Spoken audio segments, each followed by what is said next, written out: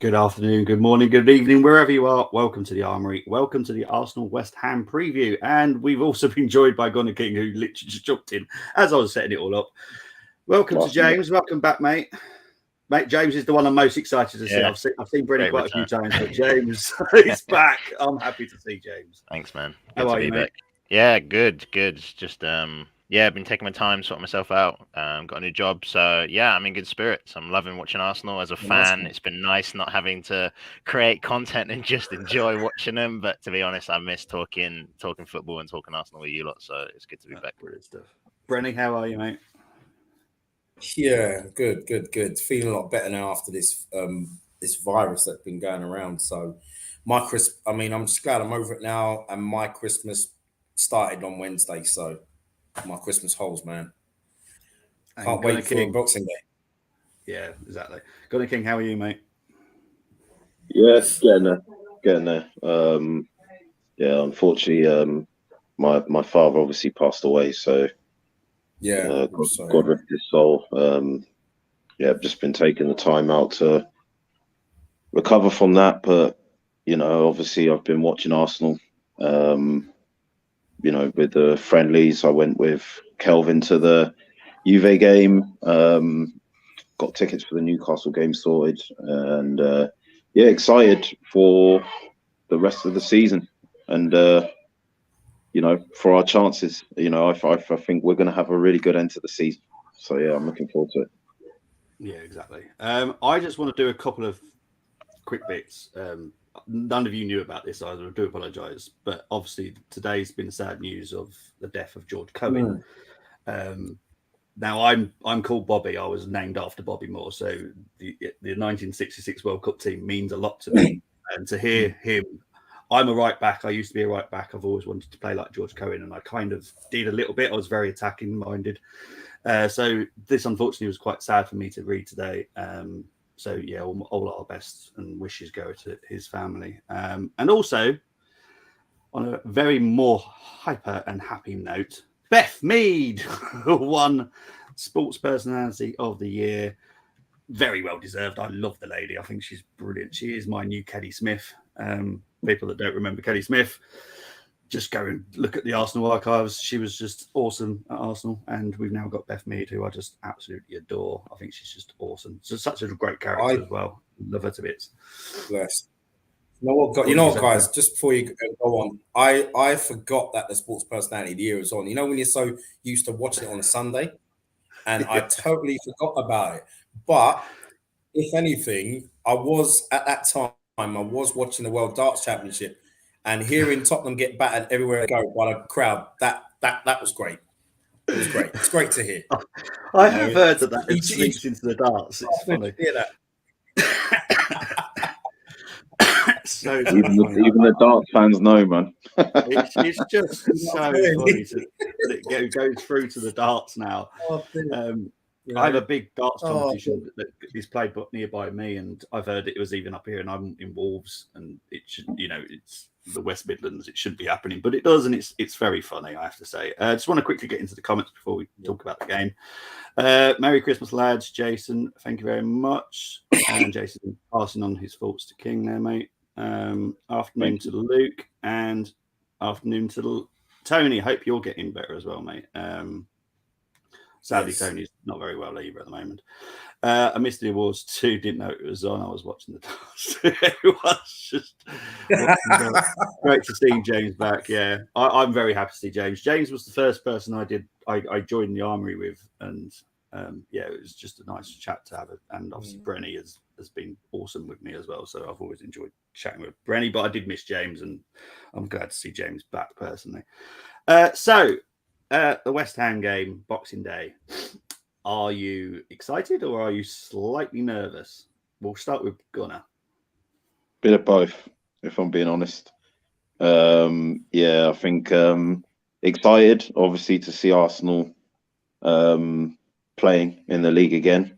Given our current league position, which I don't think anyone would have expected, even beyond their wildest dreams, that we would be sat here after the World Cup break, looking down on everyone, So obviously whatever happens in that game, that will remain the case. But it's also an opportunity to go 8 points ahead, with City not playing until a few days later, sorry, against Leeds away from home, which won't be easy. As Chelsea found out, and even we did, when we went up there. So we were, somewhat fortunate to come away with a win there. So West Ham haven't had a good season by their standards, the standard set of the previous 1 or 2 seasons. But the thing is, it's weird because they've made some very good additions. I think when you look at Lucas Paqueta, who was someone I wanted, Scamacca was a striker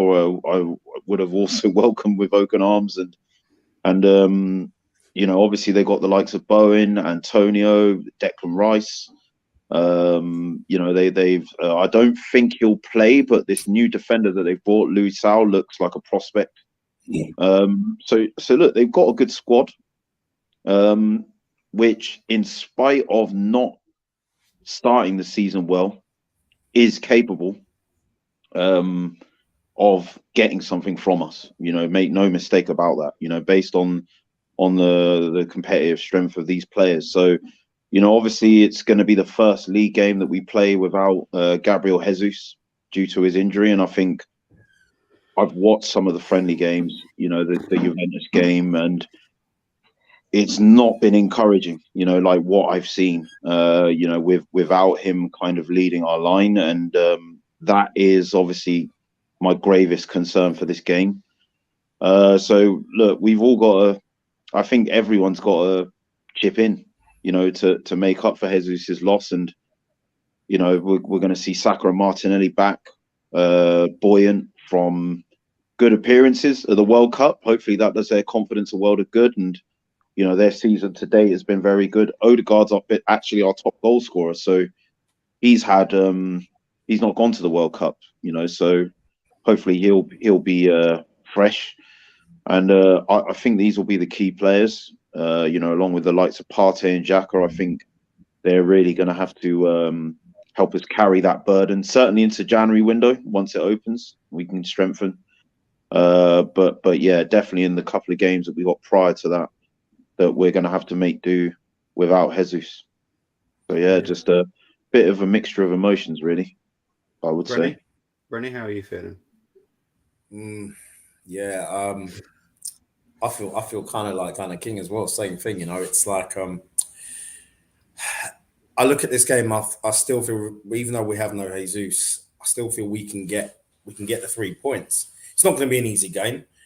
If there was no World Cup, if there was World Cup in the summer and we'd have played West Ham straight after the Wolves game, I would have said 3 points hands down because of the way we was playing. But how I look at this game, I think we'll get through it, but it'll be difficult. But then it's all about players. I mean, Martin Odegaard, I'll tell you what, he's going to be so important now for this half, to the rest of the season. So important. And I think we'll get more goals and assists from him personally. He's been looking confident, even in those the friendlies we had. I was impressed with him. And just basically, what I'm also looking forward to is, everyone can talk about Eddie, but he does work. And what I like about that is I think we will see goals from Eddie. I'm not saying we'll see a hatful of goals from him, but I think you'll see a work ethic from Eddie. And he's played with Saka and Martinelli before. And the three of them linked up well together towards the end of last season. I can see that thriving again. Our midfield boys, Xhaka and Partey, they would have come back not happy with their showings. Not so much their showing, but I mean the team showing over the World Cup. So they'll be thinking, you know what, let's channel that, let's use that frustration to push Arsenal to bigger and better things this season. And for me, I've got to mention with William Saliba, I think he got minutes in the third game, didn't he? For France. Yes, against Tunisia. 27 minutes he got. Yeah, he got minutes, but it's disappointing. But then I think what it is also the fact that how France lost and the manner in which they lost the final, I think that would spur him on as well, because he'd be thinking, right, I'm pumped now. I am pumped to help Arsenal do something this season. And he's probably thinking, you know what? I'm also going to show Didier Deschamps that you should have started me.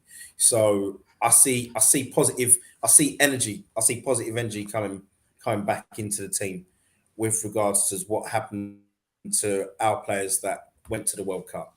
So I am looking forward to getting back to business on Boxing Day. Okay. What about you, James?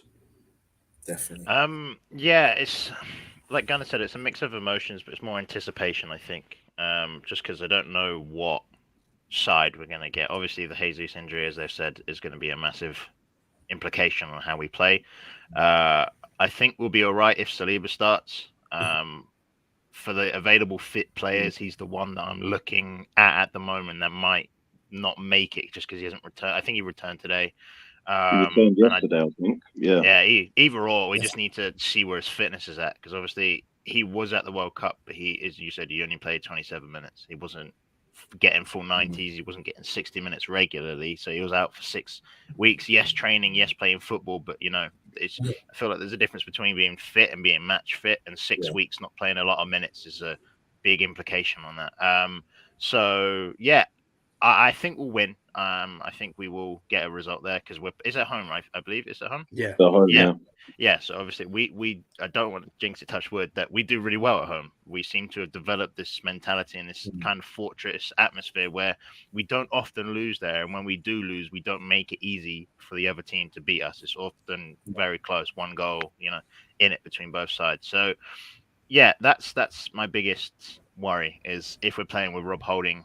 The way, offense to him, he's great from the 88th minute when you need to go 5 at the back and hold on to the win, because you just know where they ain't scoring. But if you're starting with him, the whole team plays so much deeper because of his ability on the ball. So yeah, that's where I'm looking to see if Saliba is actually fit and ready. But yeah, 100% home record we've got. Yeah. At the moment, only team in England to have that.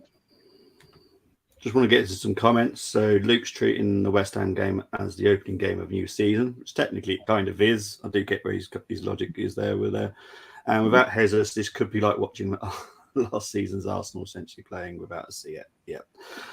Sadly, very true. So what I did, I went through the last 10 home fixtures against West Ham, and out of 10, we've won 9 and only lost 1. The last time we lost against them was in 2015 with a 2-0 loss. So our opening game of the season. Yeah, our record against West Ham is pretty good at home. Away, not so good. Obviously, people that know me, my granddad lived outside Upton Park. So West Ham are one of those teams where I'm happy for us to win, but only 1-0 due to the fact that I don't want loads of family drama. So a 1-0 win for me will be perfectly happy. So West Ham is such a soft spot for me, unfortunately. Interesting that you did talk about Holding, James. Only 2 people went for Holding in their starting lineup. Now, a lot of people are torn if Saliba's playing. I don't think he's playing personally. I don't think this is the game. I think it's Brighton. So this is actually Gunnar King's, yours, James, Brenny. Oh, actually, there's all 3 of you here. Canners and G Talks have all gone for this lineup. Could you explain your selection, mainly at the back, I'm guessing? Yeah, well, I mean, as I said, the reason behind White, obviously, we saw him last season, how good of a centre-back he was. He did elevate us. Obviously, we had David Luiz the prior season, but I just feel like Ben White took us to another level defensively and as a team, ball progression. And that's why I want us to upgrade on Holding. I feel like it's just time. It's similar to Cedric as well, where they aren't bad players, but where we are as a stature of a team now, we've just evolved past them. And as you evolve naturally, you get rid of people. And I feel like we're at that point now where he is on the chopping block. So White comes in, obviously, because he's just reliable. Wherever he plays, right back, centre back, I'm playing him at striker, play him at DM. I know he's going to give a solid performance. He's just that kind of player. And then Tomiyasu, for a large part of last season, was my player of the year. He was unbelievable. He was really, really solid, and he had shouts at times of being the best right back in the league. He was that good. He just shut the door on everyone. Nobody could get past him, and he's really good on the ball. So I know Tony isn't going to be happy with me slandering Rob Holding, but look, it is what it is. And then I think the rest of the team speaks for itself. When you have that midfield three that are fit and firing, it's one of the best midfields in the league, if not the best midfield in the league at the moment, considering we're top. And then the front three are based off of Saka and Martinelli being our starters, and then Eddie slotting in for Jesus, who's just been injured, and we don't have anyone else really that I feel is fitting to replace Jesus at number 9. So yeah, that's my thought behind it. Okay, Brenny, Gunnar, have you got anything? Because obviously it's all your team as well. So you got anything to add to James? Yeah, I think I've gone with Tomiyasu and Tierney as the fullbacks. I think Zinchenko's also got a race against time of fitness as well. He's only just returned to fitness, but I think Tierney's looked lively in the friendlies. He seems to be adapting well to playing more as an inverted fullback in Arteta's system. And I think what this can do is,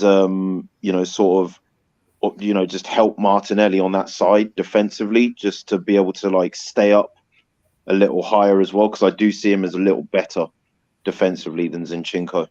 His defensive acumen, I think, is a lot better. And I think allowing Martinelli to stay a little higher up and do a little less defensively will allow him to get closer to Nketiah, which I think is essential. Same on the other side with Tomiyasu and Saka, because they've got very lively wide players. Bowen on that side, I wouldn't want anyone else other than Tomiyasu marking him. My concern with Holding being the centre back in that situation would be that he does have the kind of pace to get in behind them, and the trickery as well. I just think Ben White's just got a bit more about him in terms of his athleticism, and if he does get on the other side of him, in a foot race, you would put your money on White at least being able to kind of track him as well as Tomiyasu. So I just think if you double up with the pace and athleticism on both sides with Gabriel, Tierney, White, and Tomiyasu, I just think that really equips us as best as we can be equipped, to deal with, the strength of Scamacca, the pace and trickery of the likes of Ben Rama, or whether it's Lanzini or I think it's likely Bowen will start. Paqueta as well, kind of picking those pockets between the midfield and the defensive line. I just think that's the best back four on paper to deal with it. And yeah, Tony, I see your comment there, but West Ham are completely different this season. As I said, they didn't have Paqueta and they didn't have Scamacca last season. And Paqueta as a playmaker is far better than anything that they had last season. And he can get in the box as well and get on the end of chances.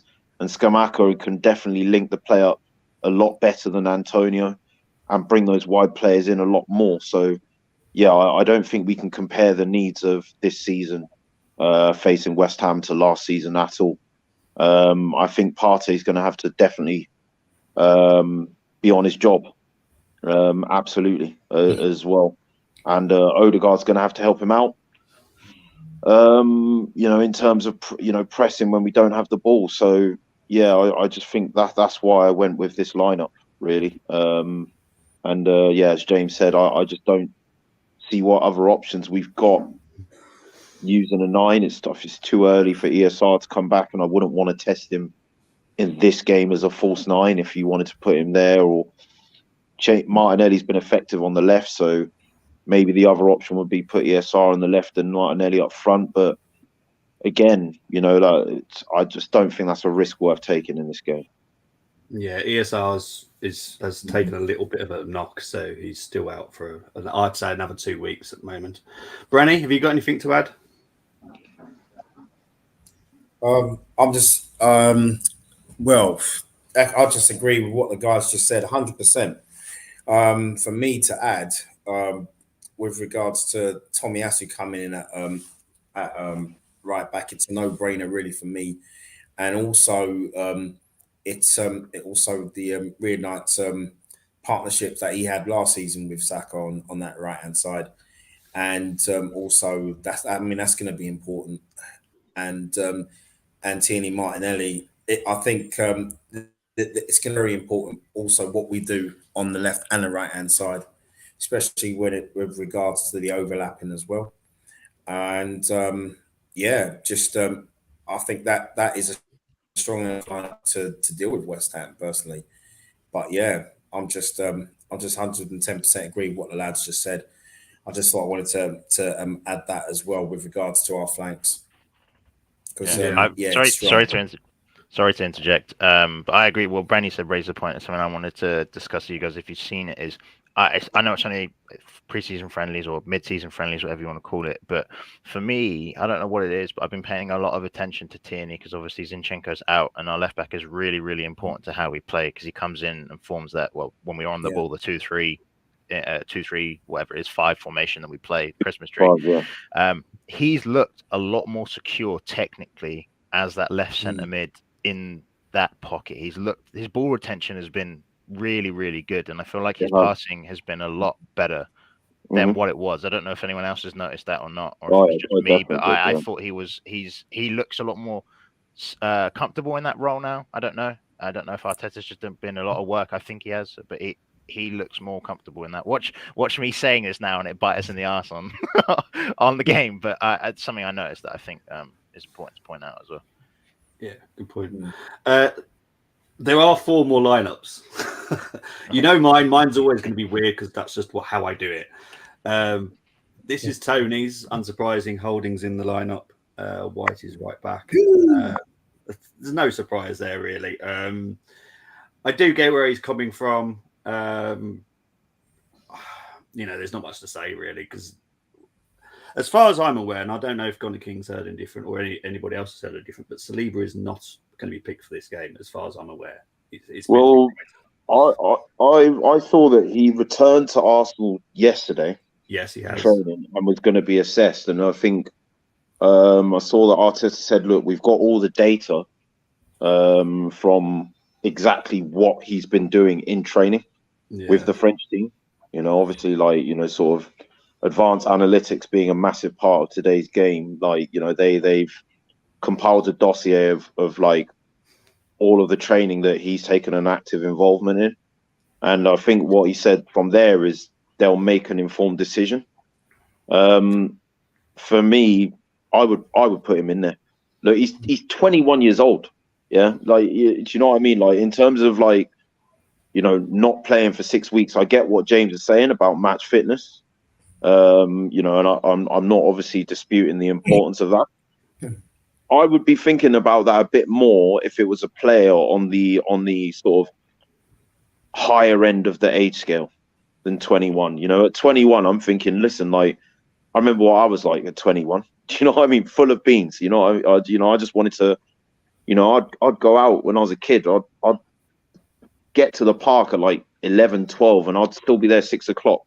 Kicking the same ball around, you know what I mean? Obviously not to that extreme, but I just think if it was me, given that Jesus is out, it's a London derby, they're going to be well up for it, West Ham.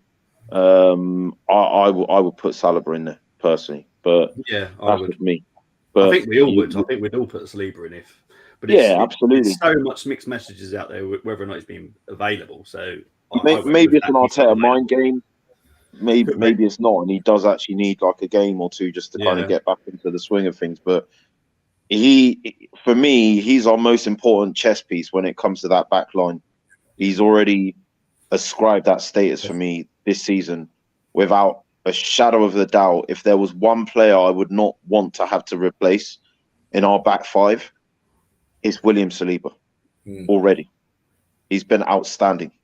You when you watch him, I went to the Sevilla game, in pre-season, and I was expecting Gabriel and White to be telling him what to do, like just to kind of marshal him into playing in that back line. He's directing these guys. You know what I mean? He's telling them what to do, where to be, and that. Like, Yeah. I see him as the brains out of all the centre backs. Of that defence. So I'd put him in there. I would as well, but I've just gone with the fact that I've been told that he's not being picked. Yeah, no, I was told similar things as well. Yeah. So this is why my lineup's a little bit weirder due to the fact, and I have gone for a big change up front. I haven't picked Eddie at all. I'm at the end now of he's not going to make it. So I've actually chosen Kozia Dubry due to the fact I did do a watch along against the Juventus game, and that kid is something special. He's something special. I'm not 100% convinced that Martinelli is a striker, but I think he could do more than what Eddie does. So I've put him up front and put Kozia on the left because I think he's going to give issues. I think he was giving Juventus issues, and I know it was a weakened Juventus team, but there was still some decent players in that lineup. Yeah, and obviously he looks like a problem. Seriously, I love his energy as well. He just didn't give up. He was like, "I'm having this ball. I'm going for you." And it's not like he keeps coming back. He just goes for it. And he reminds me very much of. I know Martinelli's young as well, but he reminds me of a Martinelli. He just goes. He reminds me more of a Saka regen. You know that? Yeah, that's what I thought when I saw him. Do you remember the game against Frankfurt when we first really saw Saka? That's what when I saw him, I'm like, bro, have we just created like a Saka 2.0 from our academy? Like, how? This was the other side, you know. Yeah. Saka's little bro, man. Yeah, like seriously, you must love it. Like he was, me and Gumza were just like, who is this guy? Like, you know, he just kept picking up the ball, just direct, running at people, pace and trickery, pretty fearless, riding tackles as well. He weren't looking to dive; he was like looking to ride them out. You know, like just getting shanked left, right, and center. You know, in his legs and that. But But him against Sufal, I think Kozia could easily have Sufal all day. So that's why I'm picking him. I know it's a strange lineup, but that's just the way I do. I like it. It's ballsy. We always like to see academy players anyway. So it was like when we first started seeing the academy players, how excited our fan base was just to see one of our own playing, getting on the ball and attacking. Yeah. So I mean, I like it. Why not? Yeah, thank you, James. Most people always have a moan at me. So this is Moss's. Moss's. He's gone for Saliba. He's confident that he's playing, but he's gone for Zinchenko at the left back. Now he's a big Ozzy fan, so he's always going to pick Zinchenko. I haven't heard that there's a problem with Zinchenko personally. I've not heard it. No, I haven't either. So it could be. I honestly have literally no idea who we have at left back. Gunnar, have you heard anything? Because I haven't heard that there's an issue with Zinchenko personally. I just think with the amount of time that he's had out, because he wasn't available for our last couple of games, then the 6-week World Cup break, I wouldn't start him in those circumstances. I'll bring him off the bench if he's fit. But I just think, the physicality that West Ham play with and the intensity high up the pitch, I don't think it's an ideal situation to bring him back in, because he'll be even lower on match fitness than people that did play up until the last game before the World Cup break, because obviously he's been out injured as well, and also I maintain I think he's great in helping us build up and control games. But I do think defensively, Tierney's better. So for me, just all roads would point towards starting Tierney in this game. I think if he's been out for this long, coming back from injury as well, and then getting injured again, you just got to wrap in a bit of cotton wool. I think the bigger games, coming up next month, with Newcastle, Man United, Tottenham. and even Brighton are following him. Brighton one's the one I'm worried about. Yeah, I don't really want to risk him, for the sake of West Ham at home. When we've got Tierney, and as James said, he has been playing really well, Tierney, in our friendly game. So yeah, I'll be surprised if we see Zinchenko start. Yeah, well, this is where Satvik and Luke, that's in the comments, has just gone with Tierney, and they've gone with Saliba as well. They're confident that he's playing. To be honest, I don't think anyone really knows until the day. But obviously, what we've all heard is there's a good chance he won't be picked. But so that for me is probably the strongest lineup you could go for, is what Satvik and Luke have gone for. With with the squad that we've got, Tierney, as everyone knows, is probably our best left back. He is mine as well. So yeah, it's pretty good lineups personally. Now I'm going to get into the comments. Brenny knows what's coming up. Gunner's done it with me before. James, you're new. You haven't done this yet. It's very fun. I enjoy it. Just want to quickly say that just hope that lack of involvement hasn't dented his confidence. I can't see that being an issue. Not when you're behind Canate, Carmo and Varane. And it's not like you were behind Rob Holding. If you were behind Rob Holding and not getting selected, you'd have an issue. Sorry, Tony, but it has to be said. Simple as that. I don't see there being an issue.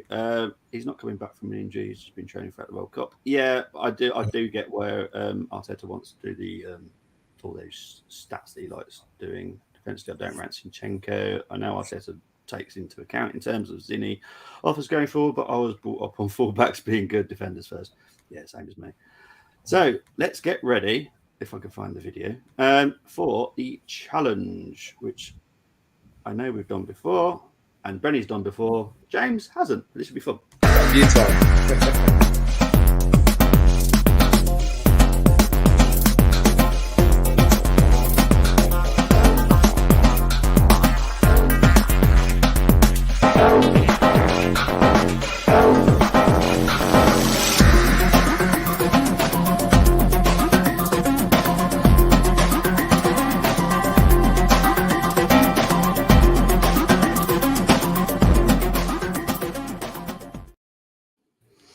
Okay, so James, I'll explain.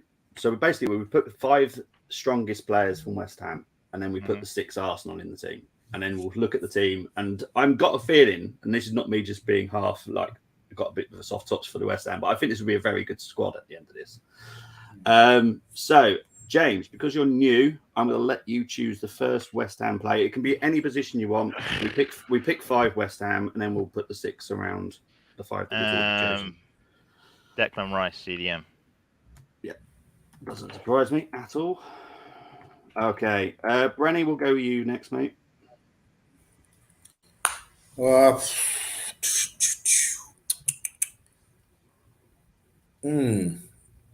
Kurt Zuma. Kurt Zuma. Okay, you might have to explain that one to me a bit. Why Kurt Zuma? I think when I've seen him play, especially West Ham, I just think he's solid. Okay. If West Ham had 2 Kurt Zumas at the back, geez. Okay. Yeah, handful forwards. Fair enough. Gonna King, third selection. Okay, we're gonna put him as a CM, yeah? Yeah. Okay. James, number 4. No, this is an easy one. Currently Scamacca. Okay. There we go. And I'm going to let Brenny take the 5th option. Okay.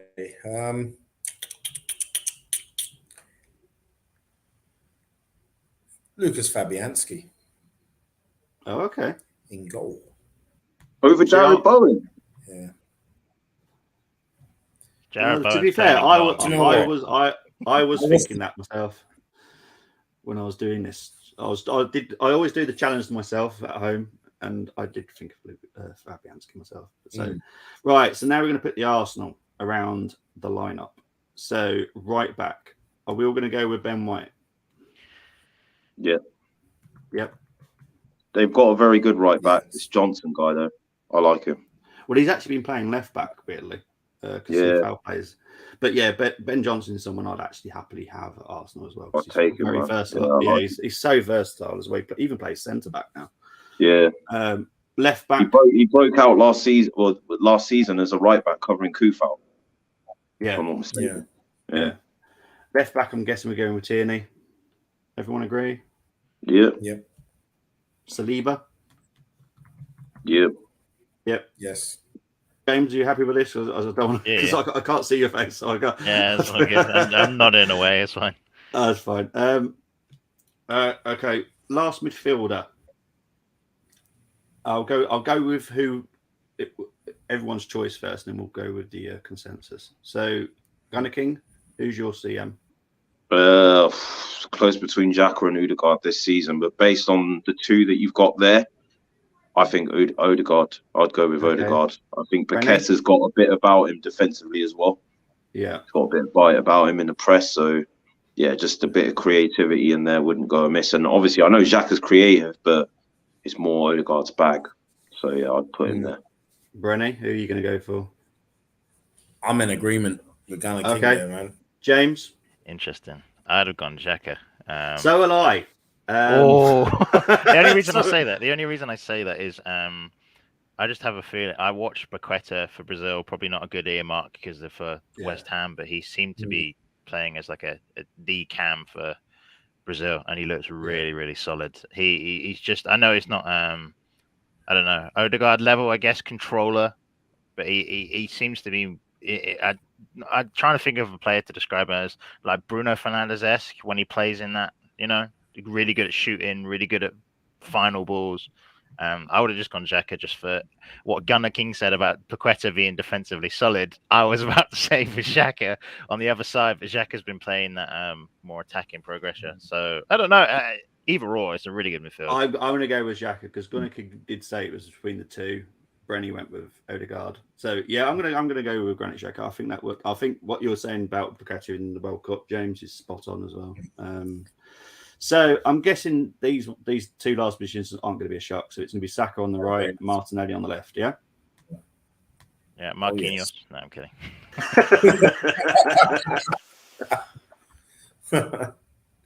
Oh, here we go. There we go. Right. So this is the mix. I'd say this is such a good squad, to be honest. Apart from Zuma, I don't know what Brenny was thinking, but there we go. Fabianski in goal, Ben White, right backs, Lieber, Zuma. I have no idea why. Tierney, Declan Rice, Paqueta, Xhaka, Martinelli, Skamaka, and Saka. I think that's, apart from Zuma, which is the only one I have really big issue with. Only because I'd choose Agard over him. I'd also choose Dawson over him. I don't like Zuma. Not just because of his what he's got up to, but I just don't like the good guy. He's such a risky player, and I don't like that. What do you think of it, though, guys? It's a strong side. He's a strong side, apart from Zuma, yeah.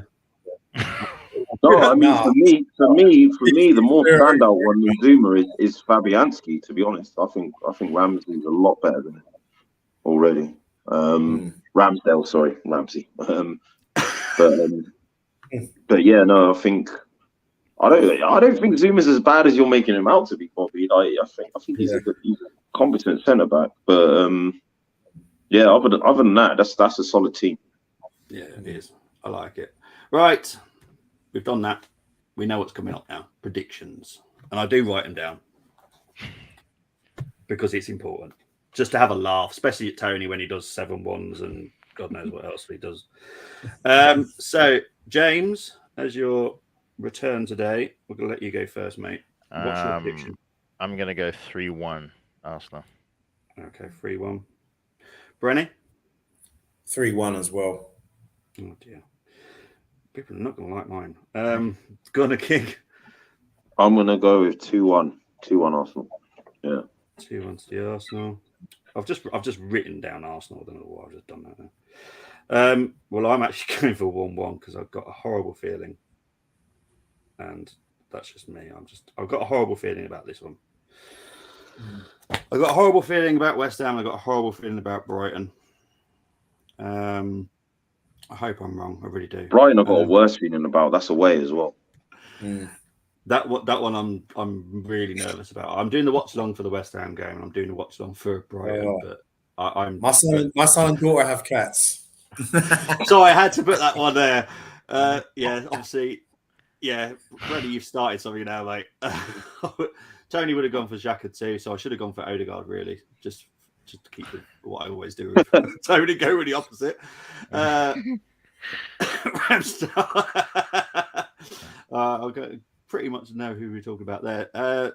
Big up to Niger. He's obviously gone for 3-2, but I will be putting that in. 3-2. I don't want a 3-2. That's gonna.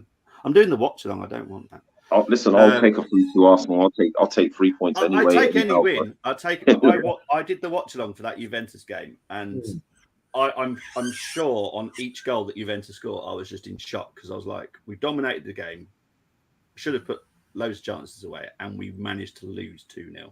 I was just absolute shock. I mean, Kelvin was shocked in the stadium. 2 own goals as well. It's 2 own goals. Yeah. How can the game just go? Big up to Munzi though. Tony going for 3-0.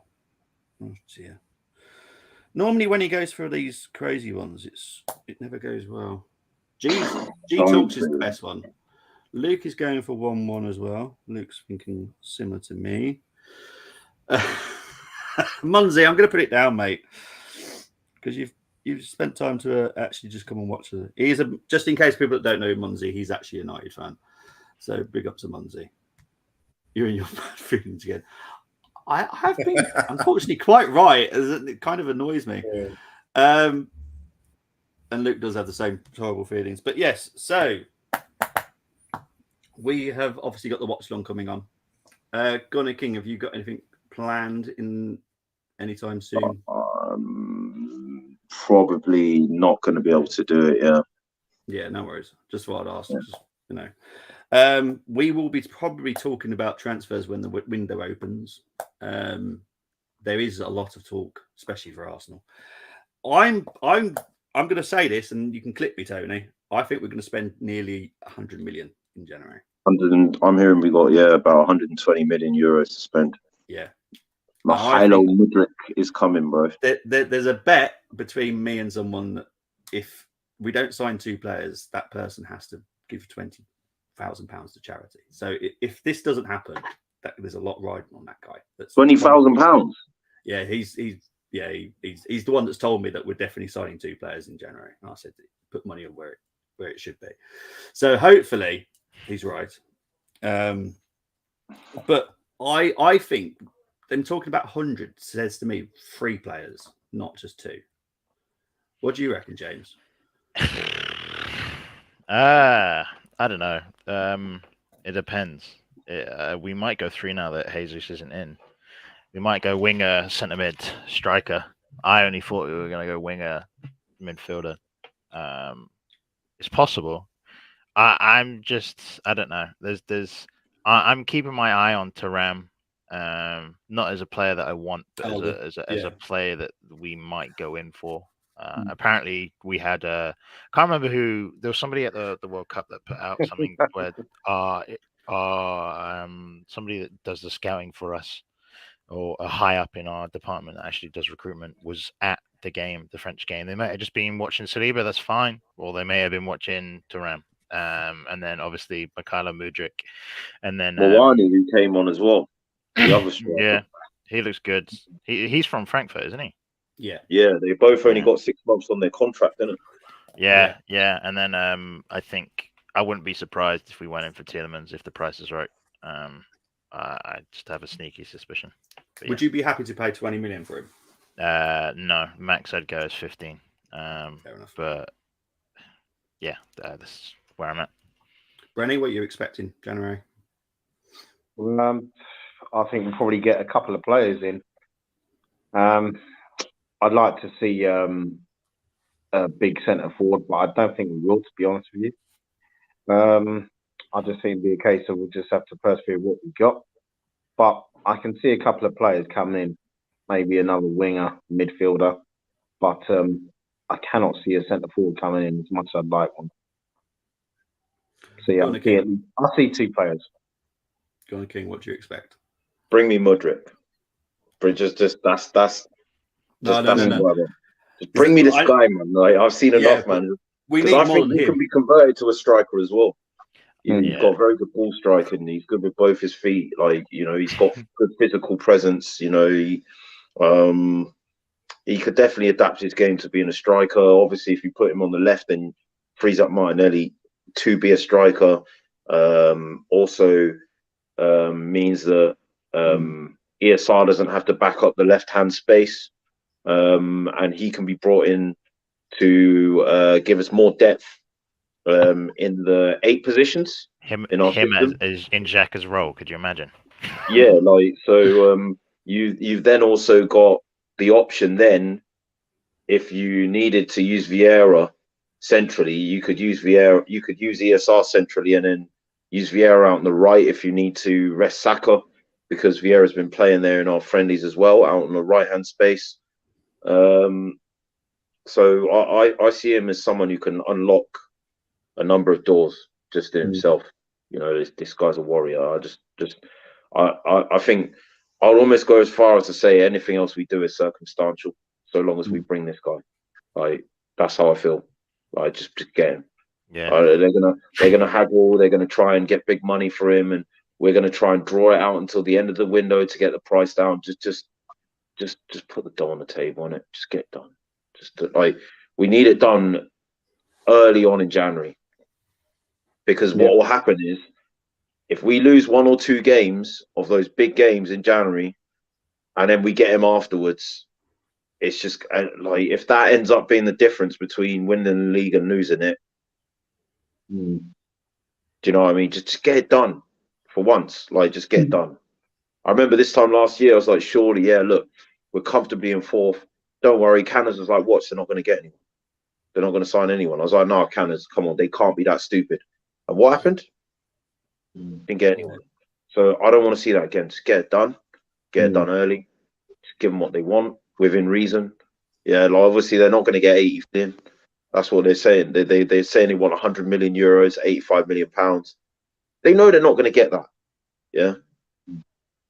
Little 40 million with add-ons taking it up to 50, 60. That'll get it done. That'll get it done. There you go, Arsenal. I had Gunnar King. He can do the negotiations for us. Please, just do it, man. Like, but yeah, that's the guy I want, basically. But if we just signed Mudryk, would you be happy? Because I wouldn't. What, only Mudryk? Yeah. No. That's right. Okay, I just want to make sure, because a lot of people are saying just get Mudryk, we'll be fine. If we get Mudryk, we still need missing to the get big problem. We either need to get another central midfielder or a striker. Now, the thing is, there are so many options. Zaha, he's only got 6 months on his contract. This Moani, he's only got 6 months on his contract. Thuram's only got 6 months on his contract. Memphis Depay, he's only got 6 months on his contract. Tielemans, he's only got 6 months on his contract. Like, for me, there's enough options of quality squad level players with so little on their contract that, in my opinion, 10, 15, 20 million for the sake of an extra body of quality. Some of those are Premier League proven in Tielemans and Zaha. There's no excuse, really. I think, and that's how Arsenal have been doing their business. In Zinchenko, Jesus, they were all in the last year of their contract. You're noticing that seems to be a strategic part, initiative of how we're signing players. So just take advantage of it. There's so much in the market, like with lapsing contracts. I think we'll get Ndika at the end of the season as well from Frankfurt. Look, if obviously saving a penny is a must, then for me there's no excuse. There's options there that allow you to do that, to bring in someone of Tielemans' quality, at a nominal fee. And I know that people are looking at it like this, yeah. Like, I know James is like, I wouldn't pay more than 10 or 15 million for him. But think of it like this: when a player comes on a free transfer, yeah, like the contract that they negotiate is somewhat higher. Do you know what I mean? In terms of like their signing on fee, in terms of their weekly wage, and all of the other agent fees, everything's inflated. Yeah. So if you're looking at an extra 20 or 30,000 pound a week, that's an extra couple of million a year. Do you get what I'm saying? Like, over the life of 4 or 5 years that the contract will be over, you've made back that 10 or 15 million by paying the transfer fee, but obviously like putting him on a smaller contract and paying less upfront fees to get it done as well. Like, does that balance it out a bit? And if you consider that that might shore up getting top 4 or winning the league and all the prize money that comes with that, well, then it's nothing really, isn't it? Do you know what I mean? Like, that is another way of looking at it, you know, like, so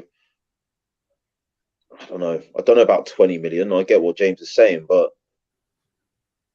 when you consider what's at stake, I would definitely consider paying for Tielemans in January. Yeah, I feel like it's a different scenario now than last January. I was annoyed slightly that we didn't sign anyone. Obviously, it cost us Champions League football. We were expecting a centre mid or a striker to come in, and there were players there. Guimaraes, Isaac was there as well, but we just didn't sign them. This is different because of where we are. We need to act now. Who knows where we're going to be next year? I believe we're going to be challenging for titles next year. Don't get me wrong. But when you're 5 points clear at the top of the table and you've played a third of the season already, you've put yourself in a great position to win the league. And it's been, what, close to 20 years now since we've done it? 18, pretty much, right? So, like, this is different. And I feel like the board knows that they can't mess this up because the stakes are so much higher. And if all of the good work they've done up until this point, if they don't act now, I feel will be undone by them not taking advantage of where we are. I'm not saying go and buy players that aren't at the level for what we need. I'm not saying that. But as King said, there are players out there and we quite clearly have the funds. Like, you don't talk about, as Arteta said, we can't survive the second half of the season with the numbers we have. We're going to be active. We're looking, yada, yada. All of this indicates that they're going to be busy, right? Vlahovic is there. I don't know if people want him, but he's there as an option as a number 9. I'd love him here. As Brenny said, he wants a tall, big striker. That's what I feel like we're missing. Him, Ozyman, someone like that is just... His link-up play is really good as well. Yeah, well, that's the thing. I don't want a number 9 that's just Andy Carroll, for example. You hit it up, he's going to score a header. He's going to score a volley, right? Someone that is just to finish the final action. I feel like we need a 9 that's just combining everything, because I feel like we can find someone that offers like 80% of what Jesus does, minus maybe the coming in deep and the pressing, but offers more because of their physical stature, something like that. I don't know. But yeah, we can't mess this up. The stakes are way too high. So that's why I'm confident of the board and what the transfer recruitment team have done, because they've earned it and they've shown us for the past 5 windows now, total windows, that the recruitment has been very, very, very good. There's been maybe 1 or 2 that haven't worked out. Willian, maybe Tavares, maybe Lokonga, for example, right? But the rest has been really good and elevated us on minimal spend to the top of the league. So I trust them. It's just the fact of we need to get it over the line. And there are definitely targets out there to get done. Yeah, I know.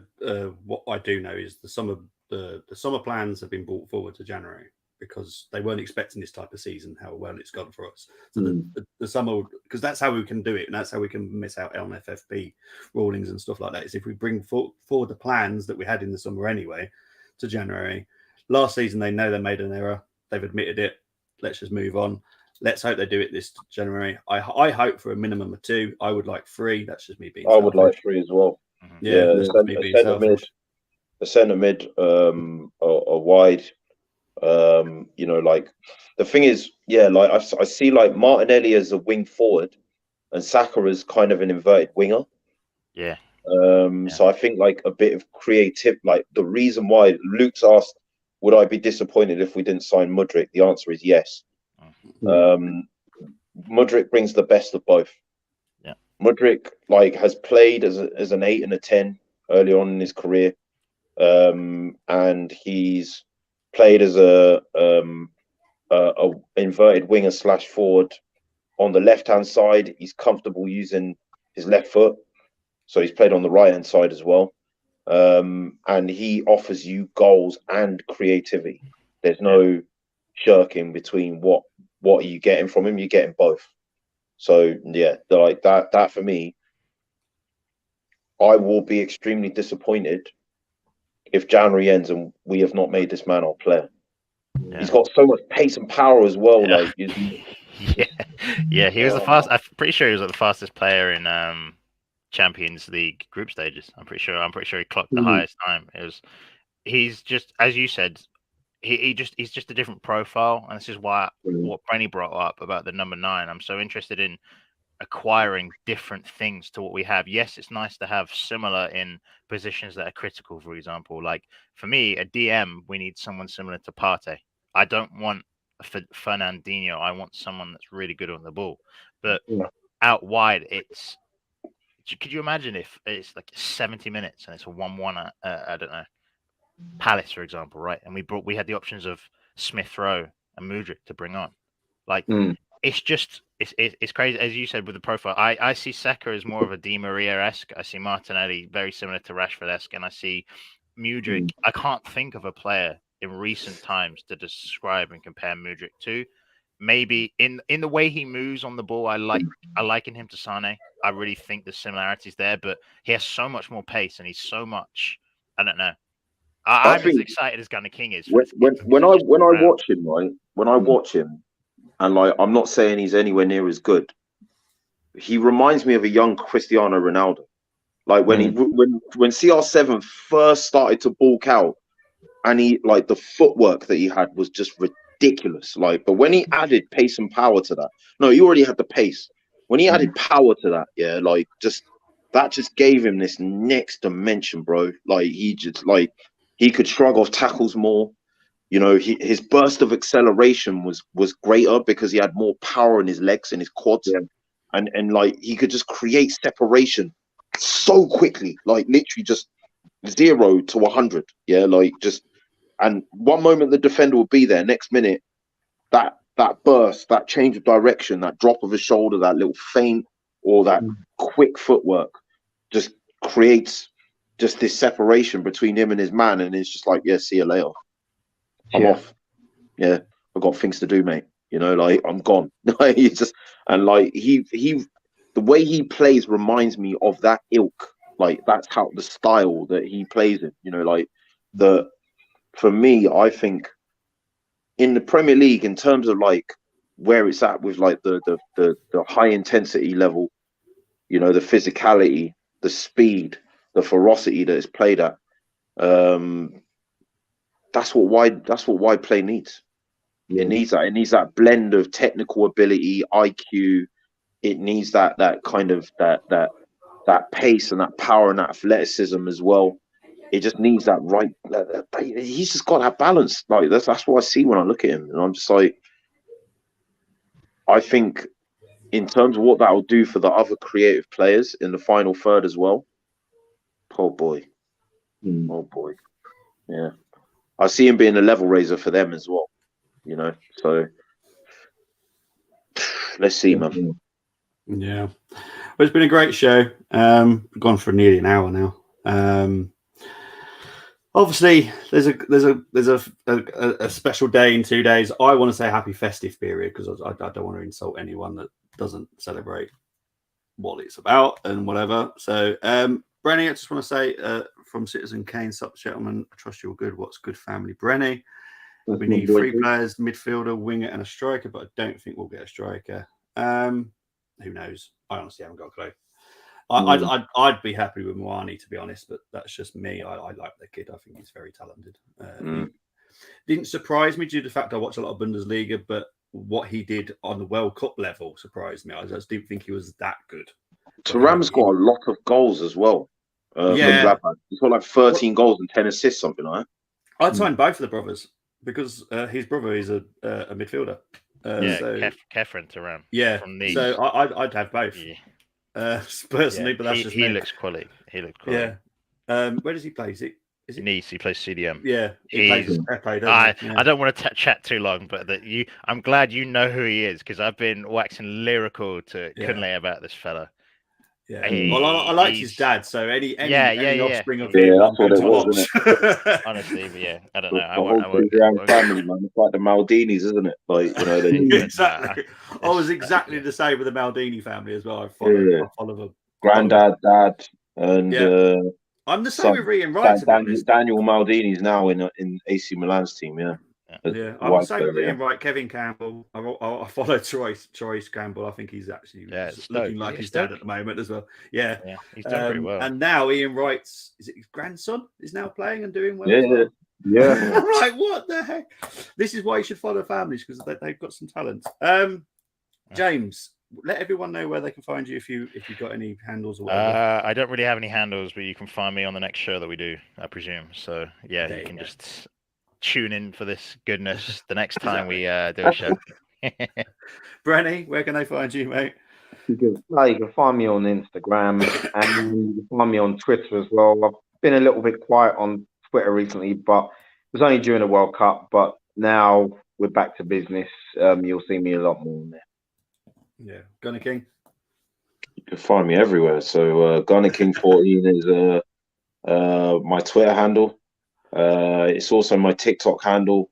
I've made a new Instagram handle with Gunner King 14 as well. So yeah, you can find me on there. I'm going to be back in the coming new year. You know, obviously kind of getting over the bereavement now. So yeah, I'm going to be heavily involved with the Armoury again. But so you can obviously find me on here. But yeah, mostly Twitter, TikTok, Instagram, a little less, but that's going to ramp up as well as here. So yeah. Thank you, gentlemen, for a great show once again. You'll find me doing the watch-alongs. I did the watch-alongs for the Armoury, but I also Full-Time Sport Network. That's the parent of all these channels anyway. I do loads of watch-alongs on there, and I do some content as well. But for now, I will see you on Boxing Day. Is it 7? What time's the kickoff? Is it 8 o'clock? 8 o'clock kickoff. Yeah. 8 o'clock. Come on, Boxing Day. Yeah, I'll be back at about 10 to 8 on Boxing Day to do the watch along. I think there's the reactions on the following day. I think it's too late to do on the Boxing Day, isn't it? So I think that will be with Gumza. But for now, definitely come on, you Gunners, and give us all a very good Christmas. But take care, everyone. Bye bye.